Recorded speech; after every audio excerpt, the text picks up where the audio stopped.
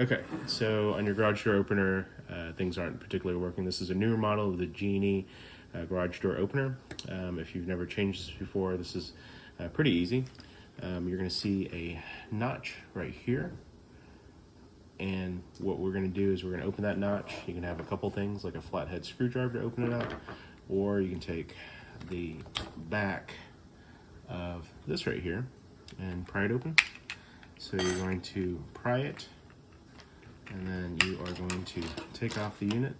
There's going to be a plastic holder on here.